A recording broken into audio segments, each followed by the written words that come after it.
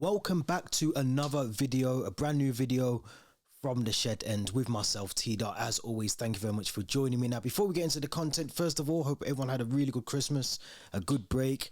They're full of turkey, full of alcohol, and ready to get back into the swing of things with the Premier League as well.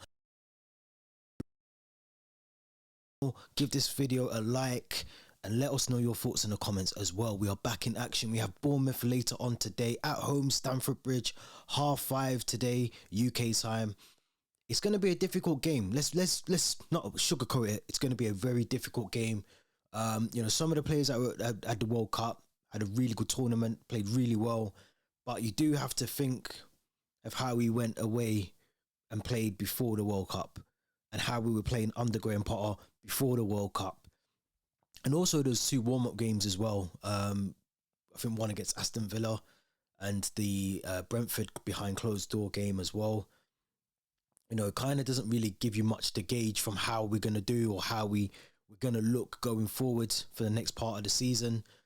There's still a lot of injuries. You know, Graham Potter went through some of them. The key ones, obviously, Kante, Chilwell, Kepa. I think he's still injured for today's game as well. But we do have Reece James back in the squad after recovering from injury. One of the players, in my opinion, a key player that we've been missing, especially, you know, in defence as well. But this is a game, we don't have the best of records against Bournemouth, but this is a game that we have to win.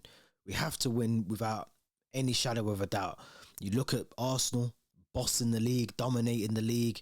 Liverpool, slowly climbing up the table. Man City or Man City. You know, even Manchester United are doing really well, but it's other teams in and around that table now. You look at Brentford, we've still got a game in hand against them, but you look at them, they're doing really well.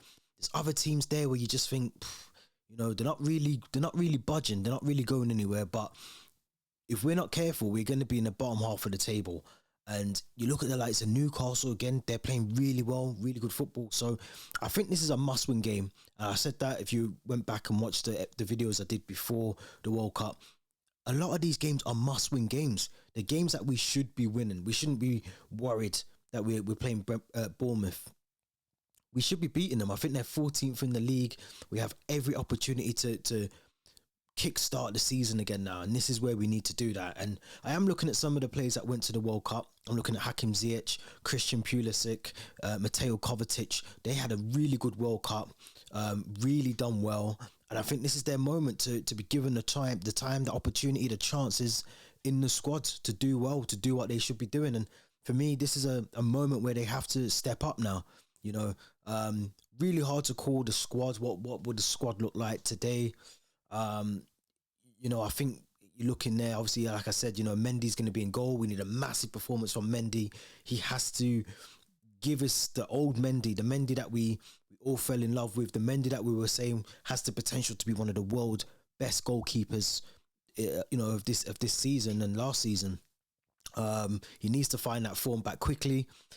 Defence, you know, you're looking maybe at Reece James obviously coming back at right back, but maybe Marco Correa, another player who we still need to see more from. I feel like we haven't really seen why we brought him. What did we bring him in to do? You know, obviously a lot of cover for Chilwell, understandably, but in terms of the performances from Correa, they do need to be better.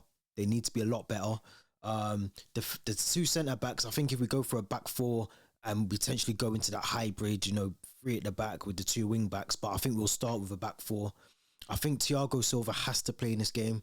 I think you look at maybe Koulibaly. Does he come back in?